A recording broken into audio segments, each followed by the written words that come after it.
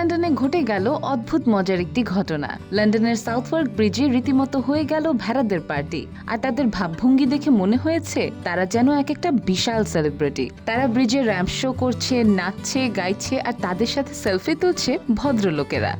আজ দিনটাই যেন তাদের।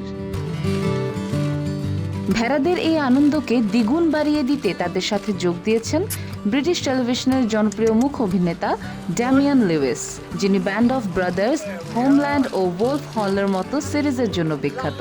লিউইস ভেড়াদের পার্টিতে তার দাদার উলের ক্লোক পরে এসেছিলেন এবং তার হাতে ছিল একটি লাঠি।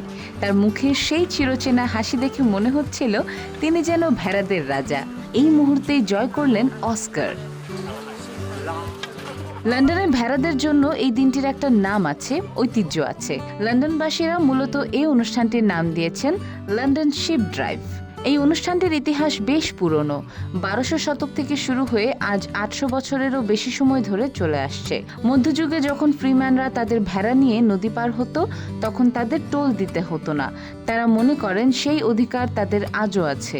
তাই তো প্রতি বছর এই দিনটিকে স্মরণীয় করে রাখতে ফ্রিম্যানরা কালো টুপি ও লাল ক্লোক এবং এক পাল ভেড়া নিয়ে চলে আসে ব্রিজে। তবে লন্ডন শিপ ড্রাইভ মূলত দান সংগ্রহের জন্য আয়োজন করা হয়ে থাকে। ফ্রিম্যানরা ভেড়াদের নিয়ে ব্রিজে হাঁটেন যাতে তাদের পুরনো অধিকারকে স্মরণ করতে পারেন এবং কিছু অর্থ সংগ্রহ করতে পারেন। এই বছরের আয়োজন ছিল আরও মজার। 1000-এরও বেশি ফ্রিম্যান হাজির হয়েছিলেন এই অনুষ্ঠানে, যেন তারা কোনো ফ্যাশন শোতে। আর ভেড়ারা, তারা তো ছিল শো এর তারকা। অনুষ্ঠান শেষে সবাই হাসতে হাসতে বলছিল, কি দুর্দান্ত, ভেড়াদের সঙ্গী হতে হলো আজ। ভেড়ারাও যে মাঝে মধ্যে একটু নির্লজ্জ হয়ে যেতে পারে তা দেখা গেল অনুষ্ঠানে। হয়তো তারা ভাবছিলেন, আমরা ভেড়া নই, আমরা আসলে অভিনেতা।